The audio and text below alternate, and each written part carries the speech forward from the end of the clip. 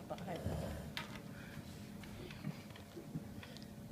C'est pour ça que je me suis assise là, d'après toi.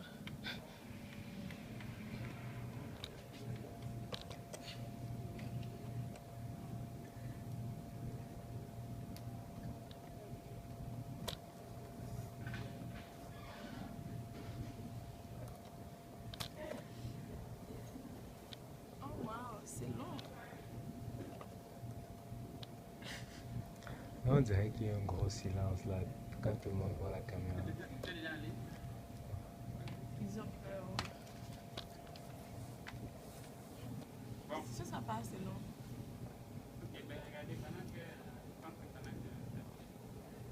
Pourquoi tu ne laisses pas ça là?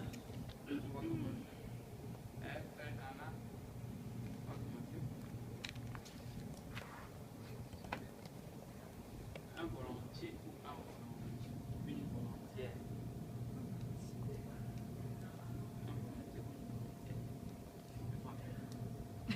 On va dire que oui.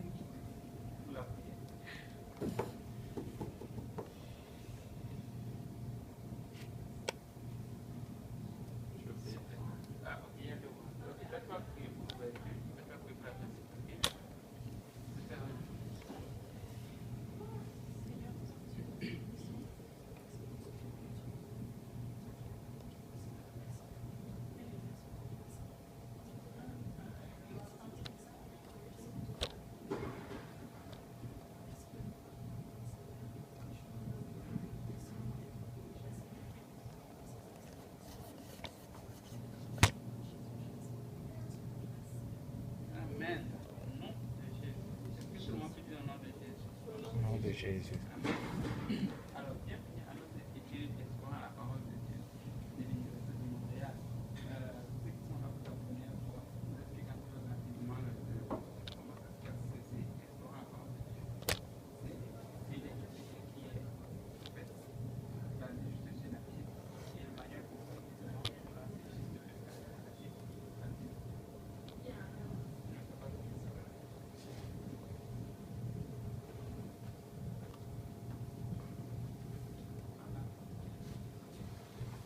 Ok, donc c'est juste à titre illustratif, mais le seul manuel qu'on utilise, là, le manuel de base de la Bible, évidemment, est interactif. Et j'aime que tu vois tout ça parce que ce n'est pas un jeu. C'est la tâche de la parole de Dieu. Trouver le but.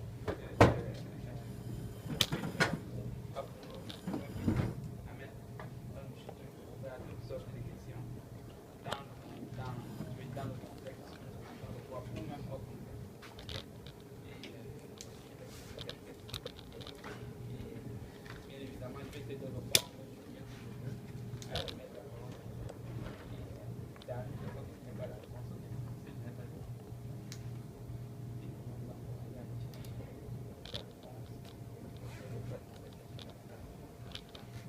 En fait, une fois que ce n'est pas la réponse, ça va vous aller chercher. Je pense que c'est l'attitude que nous devons mettre. Super. Donc, sans autre délai, on va rentrer dans le but de notre étude. Merci. On avait commencé à parler d'Abraham la dernière fois. Et on avait vu en fait l'appel d'Abraham. Et j'avais dit la dernière fois qu'Abraham, c'est vraiment l'un des personnages de la Bible que tu mets comme, que tu prends comme étant héros, ou bien que tu prends comme étant modèle. Quand tu regardes la Bible, il me reste certainement être comme lui. On ne peut pas tout copier ce qu'il a fait parce qu'il a fait des erreurs, mais il reste quand même un modèle. Et aujourd'hui, on va continuer de parler de lui. En réalité, si on veut parler d'Abraham, je pense qu'on peut parler de lui pendant 5 ans, sans se le faire. Et dire toutes les choses qui étaient dans la vie d'Abraham. Cela étant dit, on ne pourra pas passer à travers tout, mais on va peut-être en prendre les grands points. Et j'espère que nous allons tous être bénis aujourd'hui avec la vie d'Abraham. Amen. Et avec des exemples. Alors, on avait vu que Dieu l'avait appelé, Dieu lui avait demandé de laisser sa patrie, Dieu lui avait demandé de laisser sa maison, la maison de son père. Et ça signifiait qu'il devait prendre, lui, Sarah, point final. Il devait partir, il pouvait prendre des batailles, il pouvait prendre des fournitures, il n'y a pas de problème, mais il devait juste prendre sa femme. S'il avait des enfants, il devait les prendre. Il devait juste prendre sa famille proche. Mais l'une des erreurs qu'on a vu qu'Abraham a commis, c'est qu'il a pris les parties avec Lot. Et on a brossé un peu Lot, son neveu. Il est parti avec Lot à Canaan. Et ça, c'est une erreur que Abraham avait. Et quand on a brossé un peu, c'était quoi les conséquences de cette erreur, hein, mais même pas aujourd'hui, mais probablement la semaine prochaine, on va rentrer en détail en fait, dans les conséquences de cela, quand on va parler de Sodome et Gomorrhe. Mais ce qu'on peut retenir jusqu'à présent, c'est que les conséquences étaient très graves. Comme pour dire qu'il n'y a pas vraiment de décision qu'on peut prendre, il n'y a pas vraiment de mouvement qu'on peut faire et espérer que ça va nous impacter justement. Ouais, on vit dans une communauté, on vit en société. Okay?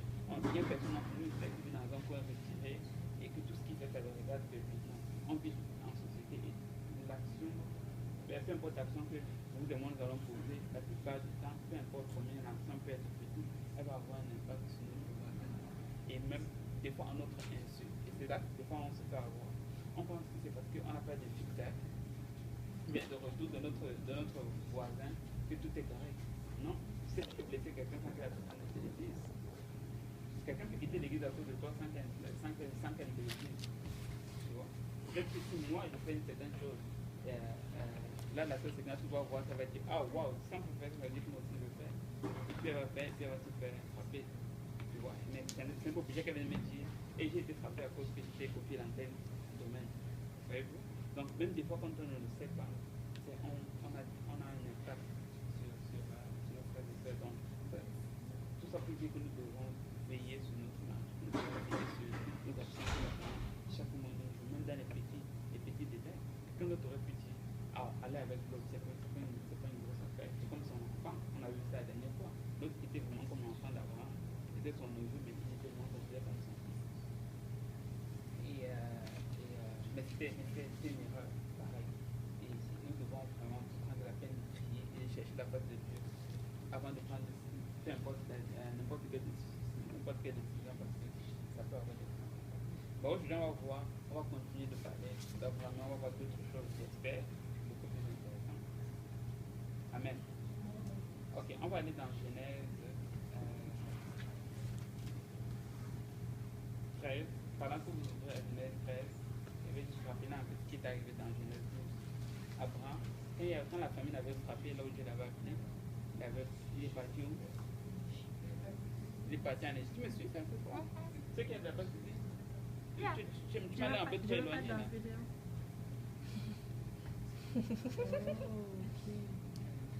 On va jouer avec son frère.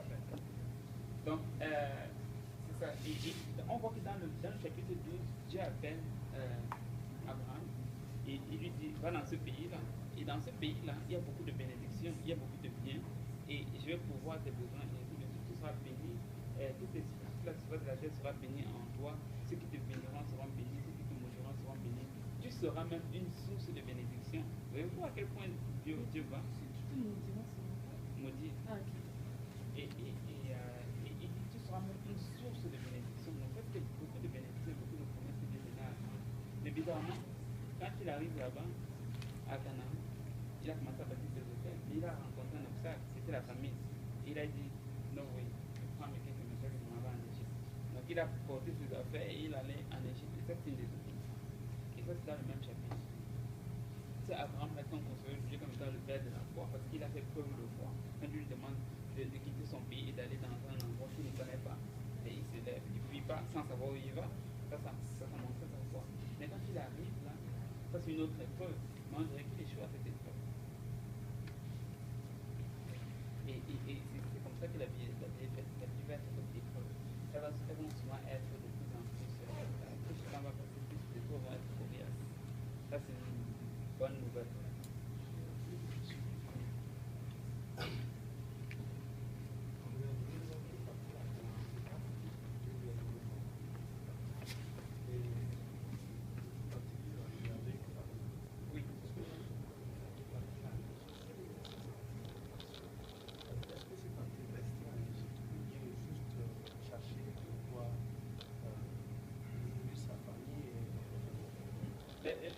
Le problème dans le plan de la gestion d'Abraham dans l'Égypte, ce n'était pas dans la durée qu'il comptait faire en Égypte, c'était dans la motivation.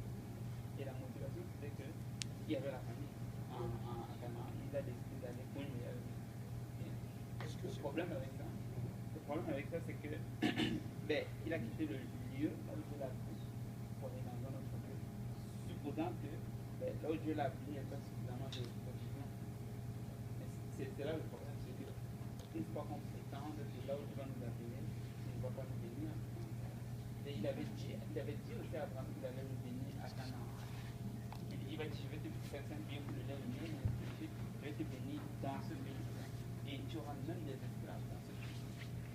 Dieu avait dit que c'est à Canaan qu'il allait avoir ses bénédictions.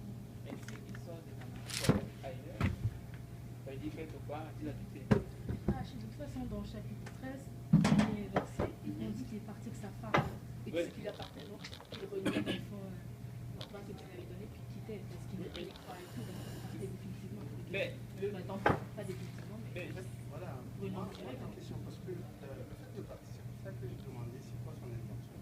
Il est face à une famille, c'est lui le patriarche, etc. Et puis il a pris une décision. La décision, si c'est de partir définitivement, si c'est de quitter définitivement, moi je suis d'accord à accepter que c'est une désobéissance nette. Maintenant, face à une épreuve de famille, il a jugé de la réalité, peut-être temporairement il va partir pour se ressourcer et puis revenir sur place et continuer. Alors, je comprends très bien ton c'est point. une désobéissance. Je comprends très bien ton point que oui, on va essayer de se donner des voies et moyens pour assumer nos fins. Mais le truc, c'est ce que je veux dire, c'est que on ne peut pas remplacer la provision qui vient de la main de Dieu par autre chose. Si Dieu te dit qu'il va te bénir avec une chose, on va aller chercher d'autres moyens pour être béni. C'est un peu comme si tu voulais usurper de la bénédiction de Dieu par la main de Dieu. Je laisse moi finir maintenant. C'est un exemple pour Abraham. Mais si tu regardes Isaac, il a voulu faire la même chose. Il a voulu descendre en Égypte à cause de la famille. Dieu lui a dit tu ne vas pas là. Tu sais pourquoi? Parce que ce n'était pas la volonté de Dieu que ses enfants quittent la terre promise pour aller à cause de la nourriture dans un pays étranger. Et si tu veux même poser ça plus loin, tu sais ce que ça sous-entend? Ça sous-entend que Dieu envoie ses enfants dans un endroit où il n'y a pas de provision. Alors que Dieu fait montrer ça à leur égard. En fait, pas forcément. Vous savez, moi par exemple, si je prends dans la Bible, est-ce qu'il y a un autre verset dans la Bible qui dit explicitement que Abraham a désobéi à l'ordre de Dieu en partant en Égypte? Parce que c'est de cela qu'il s'agit. C'est-à-dire, je peux l'interpréter d'une certaine manière, une liberté d'interprétation en fonction de... Mais derrière, tant qu'on n'a pas dit clairement que c'est une désobéissance nette, alors je ne peux pas le prendre. Parce que La Bible, quand Dieu veut te faire du bien, il peut le faire par exemple à travers moi, ou bien à travers vous, ou bien à travers... Il y a beaucoup de possibilités. Je comprends ton point. Mais le truc, c'est ce qu'elle m'a demandé s'il y a un verset dans la Bible qui dit que dans la nation de l'Église. La réponse est oui. Et le verset, c'est celui dans Ésaïe 30. Si tu lis Ésaïe 30 à partir du verset 1 jusqu'au verset 7, on ne va pas le faire parce que c'est long. Mais tu trouves la réponse où Dieu dit que en fait, c'est un peu comme si Dieu l'avait en dégoût du fait que son peuple quittait Canaan pour aller en Égypte. Il parle spécifiquement de ça. C'est bon?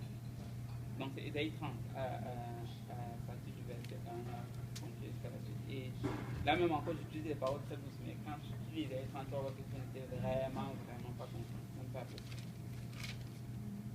C'est bon? Amen. Ok. Donc là, il va en Égypte et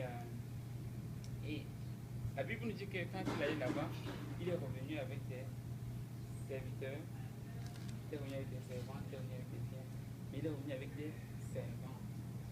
Ok. Ça, c'est autre chose. Ce mot servant là va nous poser beaucoup par la suite.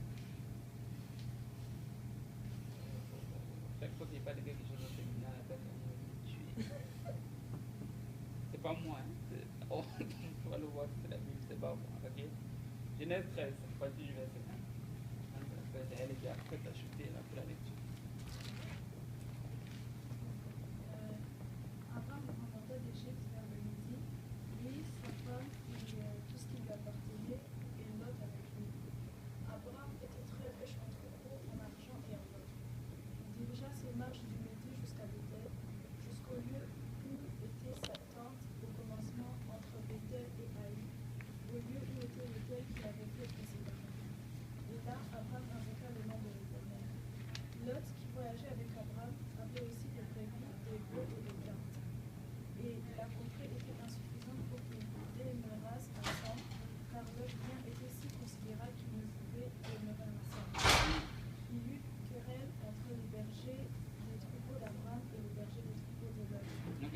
là, il est baisé tout pour le lot. Donc tu vois que là, ça commence en fait les litiges entre Abraham indirectement et Lot à cause de cet enfant. Et si tu regardes, comme on avait parlé de ça la dernière fois, l'origine de ceci, là, ça date à en fait le chapitre, pas le verset 12, mais le chapitre précédent où il a décidé d'aller avec Lot. Il ne faut pas se poser avec Lot comme il m'envoie. Et là, ça commence quelque chose. Et comme quoi, très souvent, quand on fait déjà le premier pas, là, il est déjà, c'est un peu bancable. Hein. Il y a des conséquences qui viennent à part. La dernière fois, j'avais parlé d'un mot qui est resté dans la tête de France de tout le monde. J'avais parlé des fardeaux dont on n'a pas besoin. Okay. Dans un certain sens. Et là, Exemple. Hein? Quel genre de fardeau? J'ai des palabres. Ok, les fardeaux, c'est en fait des relations qui ne servent à rien. Quel genre de Des relation? relations qui ne servent, qui ne peuvent pas tuer. Par exemple, les copains-copines. Okay. Nous sommes des jeunes ici, là, je pense qu'il faut pas franchement indirectement. C'est quelque chose qui est la vie des enfants de Dieu. Ça pourrait être peut-être. Ouais, parce que quand tu regardes dans la Bible, là, moi je ne vois pas copain-copine dans la Bible. Je vois fiancé, je vois mari. Okay. Et copain-copine, là, juste la preuve du contraire, tout ce que ça fait, ça détruit les enfants de Dieu. Et ce que j'avais dit la dernière fois pour ton bénéfice, c'est qu'il y a quelque chose que l'être humain contrôle très difficilement, ce sont les sentiments. Et c'est, en fait, pour moi, la meilleure façon de contrôler ça, c'est de ne pas y toucher, mais d'éviter d'y toucher. Les sentiments. Ouais. Parce que peu importe comment tu es spirituel ou spirituel, ok, quand ça commence à tourner dans ta tête, là, tu perds le nord. Okay, et personne ne va me dire le contraire. Personne. Les sentiments, c'est quelque chose qui est très très difficile à contrôler. Et la meilleure façon de faire, c'est step back. Il y a plein même de proverbes dans plusieurs nationalités là, qui parlent de ça. Quand tu vois le piège là, tu l'évites. Ça relève juste de la simple sagesse. Okay? Quand tu vois un piège, tu sais que si tu prends des routes là, tu vas arriver à mauvais port, mais tu vas te tomber, mais tu prends une autre route. Okay? Si quelqu'un d'entre vous ici là sort et puis voit un serpent, tu sais, tu as deux fois aller au métro Edouard Montpetit. Tu as cette rue ici, cette autre rue de l'autre côté. Si tu vois le serpent, cette rue là, tu vas traverser la route pour passer de l'autre côté. Mais c'est la même chose avec les sentiments. Je pense que l'analogie avec Lot et Abraham, c'est qu'il aimait beaucoup Lot parce qu'il n'avait pas d'enfant. C'est ça, parce qu'il y avait une relation sentimentale, je ne peux pas entre les deux, c'était comme son fils. Et c'est la raison pour laquelle il a dit, ah non, pauvre Lot, je pense même que son père était décédé. Et il a dit, je ne peux pas te laisser là, je vais aller avec toi. Mais c'est une relation. Et le truc, c'est que il a porté ça avec lui. Et l'autre, malheureusement, tout a dit que c'était un fardeau pour Abraham. Un fardeau qu'il a porté longtemps. Ici, là, la Bible nous donne un aperçu un peu de ce qui est arrivé. Mais je ne pense pas que c'était un litige de 1 jour, 2 jours. Non. Abraham ne va pas décider de se séparer avec l'autre à cause d'une chose d'un jour, 2 jours. Certainement, ça tourmentait déjà Abraham. Certainement, c'était devenu un gros problème familial. Okay. Et là, Abraham a décidé de mettre fin à ça. Mais malheureusement, on va voir demain, pas demain, la semaine prochaine, que c'était l'autre qui a payé cette erreur-là très grande. Très grande. Très grande. Okay. Donc là, dans la Bible, il dit que les deux se séparent. Et à cause de leur... non, il commence à avoir querelle entre les serviteurs parce que c'était tellement beaucoup. J'avais fait une illustration la dernière fois. Je ne sais pas combien Canaan était grand. Je ne sais pas c'est quoi la différence.